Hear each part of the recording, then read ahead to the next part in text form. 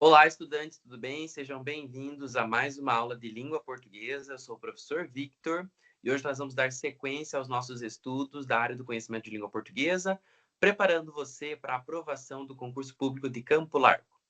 Hoje a nossa aula vai ser sobre linguagem novamente, só que dessa vez nós vamos falar sobre as funções que essa dita linguagem que a gente conversou na aula passada tem. Vamos lá, então? Quando nós falamos de comunicação na aula passada, né, a gente falou sobre o emissor, sobre o remetente, sobre o destinatário, sobre o receptor, falamos sobre o código, sobre o referente e sobre o canal de comunicação, né? E a comunicação, ela acontece a partir de uma interação comunicativa. A gente não pode falar de comunicação sem falar sobre interação. Não tem como, né? Por quê? Interagir, né? Essa interação significa influência ou ação mútua entre coisas e ou seres, né? Dentro de uma determinada sociedade. Então, a gente falando sobre comunicação, a gente precisa interagir entre os nossos pares, né?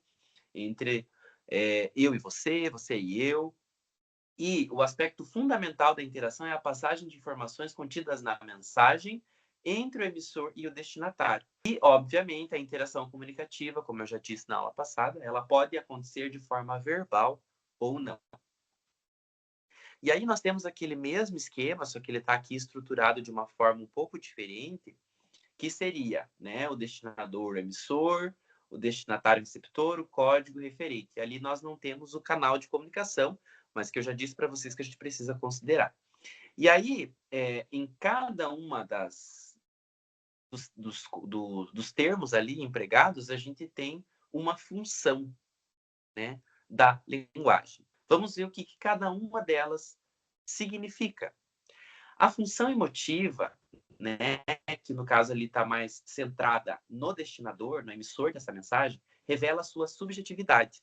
Então, a característica dessa função são os usos de verbos e pronomes em primeira pessoa. Então, quando a gente usa linguagem focada, né, no caso aqui eu falando para vocês, eu estou focando na minha função emotiva. E como que eu vou utilizar as palavras, como que eu vou passar essa mensagem. Geralmente a gente usa verbos, pronomes, né, a linguagem em primeira pessoa.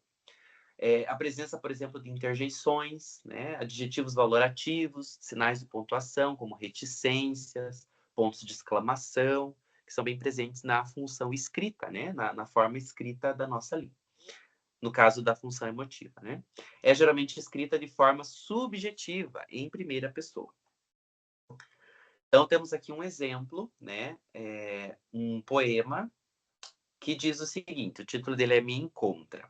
Hoje eu vou sair para encontrar o amor. Espera tanto tempo e ainda não rolou. O vento diz que é hoje, em meia multidão, que eu vou encontrar a dona do meu coração. Veja que romântico. O amor está no ar. Mas, além disso, a gente percebe que o lirismo aqui, né, a gente não falou ainda sobre poema, sobre o que seria eu lírico dentro de um poema, mas a gente percebe a presença de uma voz que narra essa coisa escrita, né, que a gente chama, no caso, né, na literatura, de eu lírico.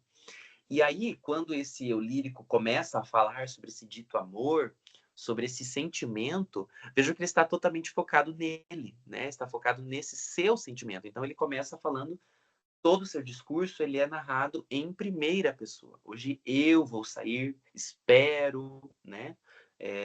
Eu vou encontrar a dona do meu coração. Então, é uma linguagem toda passada para ele mesmo.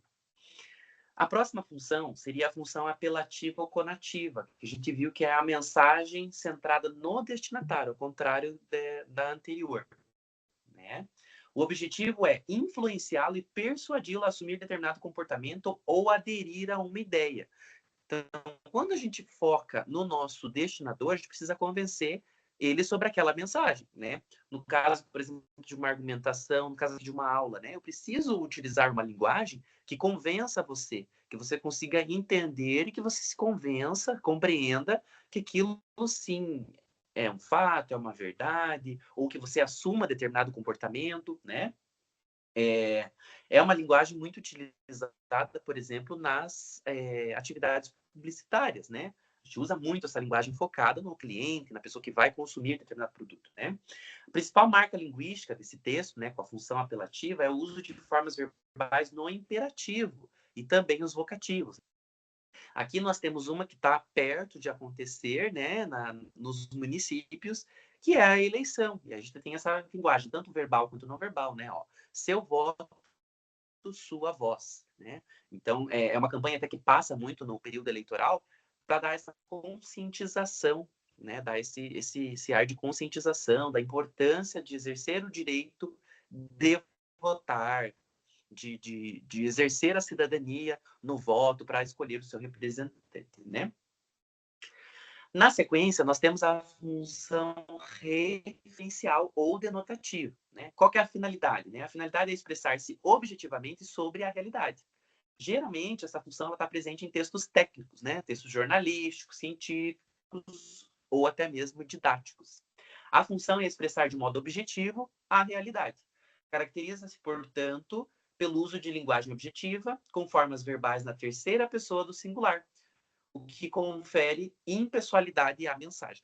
Então, a função referencial, ela seria propriamente o referente e ela está impessoal. Então, ela só faz referência, ela denota alguma coisa. Por isso, o referencial é denotativo. Então, ela não vai carregar aqui opinião, ela não vai carregar a subjetividade nem de um lado nem do outro, né?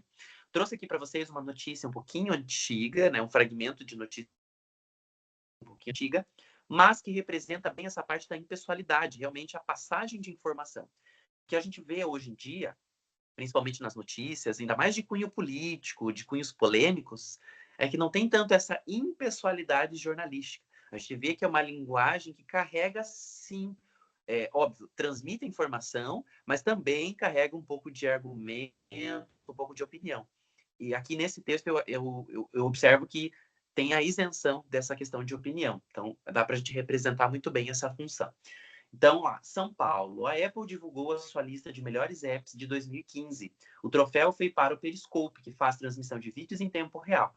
O Periscope foi desenvolvido pelo Twitter e lançado no primeiro semestre desse ano. O segundo lugar foi para o Inlight. Ele é um editor de imagens que mistura controles manuais com filtros a Instagram.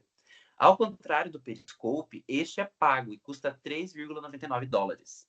A medalha de bronze ficou para o Robinhood. O aplicativo promete revolucionar a forma como iniciantes investem em ações e bolsas de valores. Um dos diferenciais do serviço é não cobrar qualquer tipo de taxa de quem usa o app para investir. O Robinhood não está disponível para uso no Brasil, infelizmente.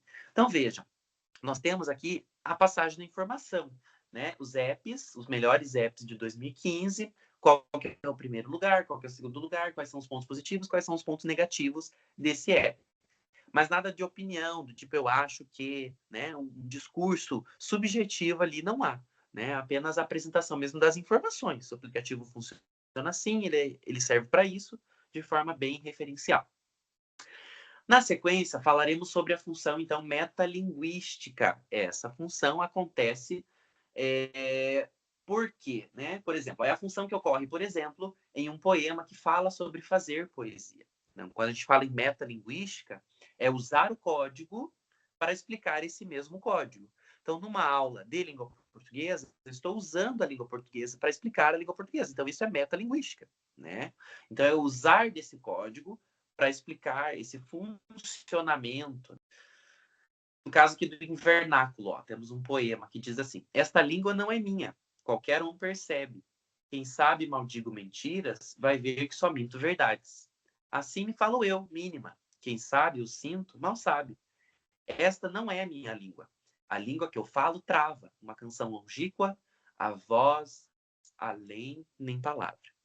Então vejam que a construção desse poema, ele está aqui sim com um discurso que a gente poderia dizer de primeira pessoa, né? Eu falo minha língua, mas o principal que eu queria destacar aqui é essa questão da metalinguística, né? Falar da língua utilizando ela mesma, que no caso na forma escrita, né? No poema. Então, isso que seria a metalinguística. Eu estou falando de algo utilizando esse mesmo algo. Na sequência, nós temos a função fática, né? Ela é as expressões que a gente usa para cumprimento, né? Bom dia, olá, oi, pronto, alô, né? E a mensagem ela é feita para a finalidade de confirmar, manter ou até mesmo interromper uma atividade comunicativa, né? Para que serve o alô no telefone, né? A não ser para começar uma comunicação, né? Assim que você atende o telefone, você diz alô, né?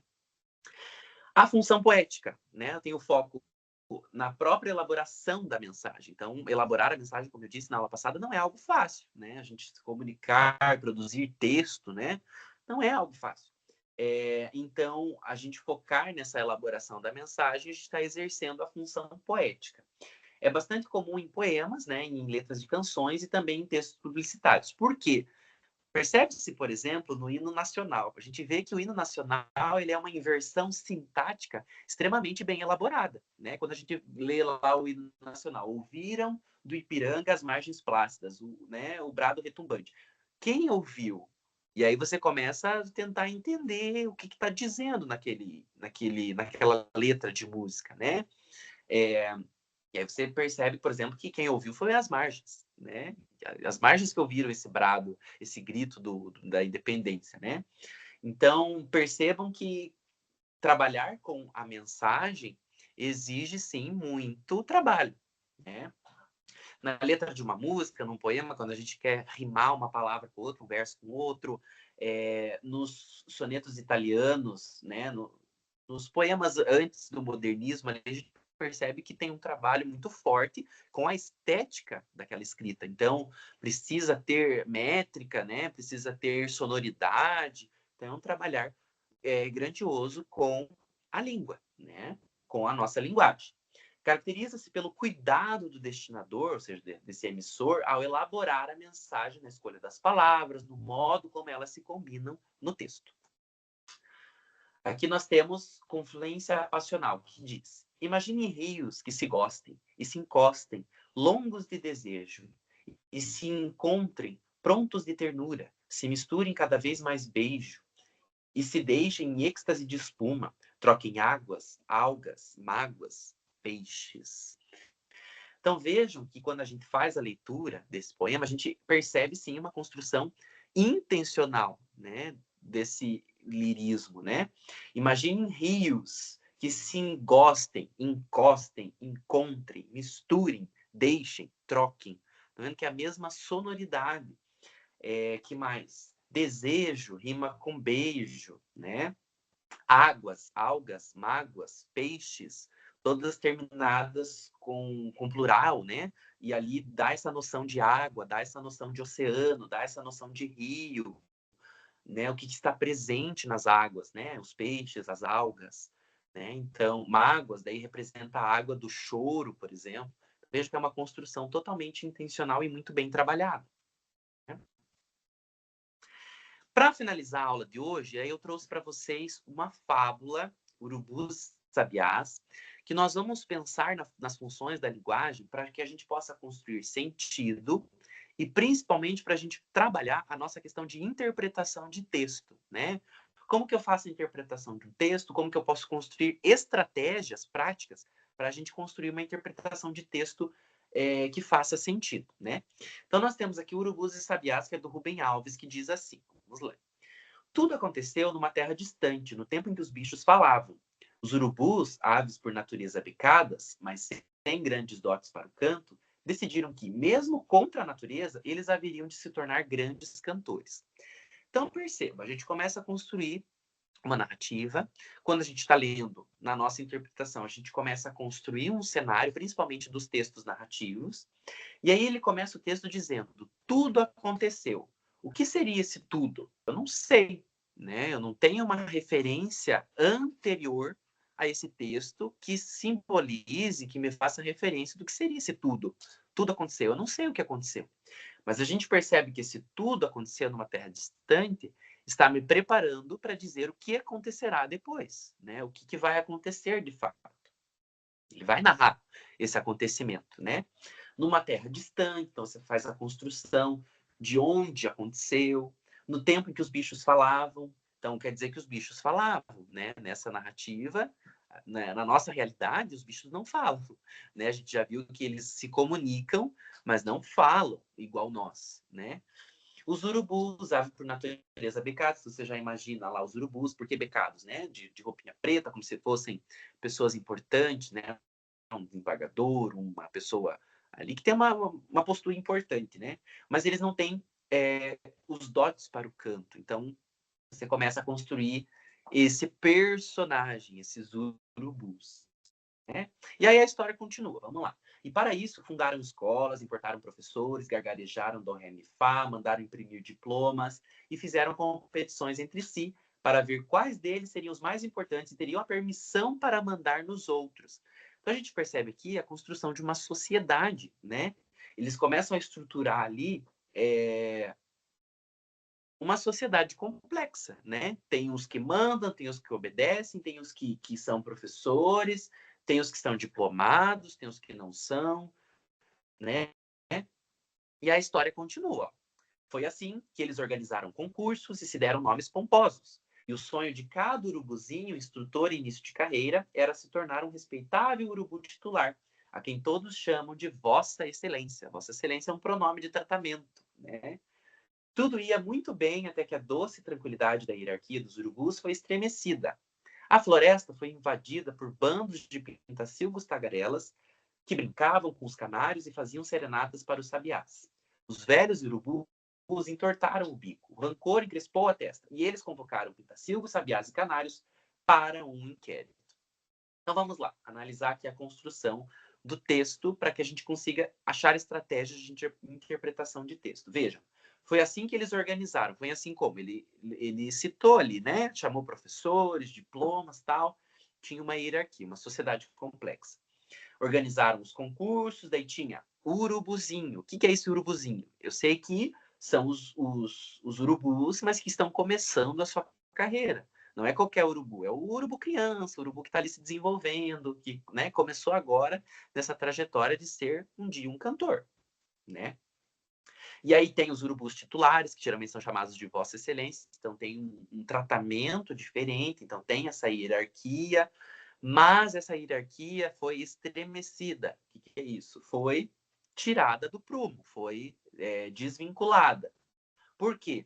Porque teve outros passarinhos aqui citados, né, como pintacilgos, canários e sabiás, que estavam fazendo serenatas, chegaram já na floresta cantando, né, que é a habilidade desses pássaros. E aí teve um inquérito, né, ou seja, os urubus querem conversar com esses pássaros para ver o que está acontecendo. E aí diz assim, ó, onde estão os documentos dos seus concursos? E as pobres aves se olharam perplexas. Que pobres aves? Aqui a gente sabe que não está fazendo referência aos urubus. Que quem está falando são os velhos urubus, inclusive. Não é nem os urubus de início de carreira, são os velhos, os que têm o poder sobre eles, né?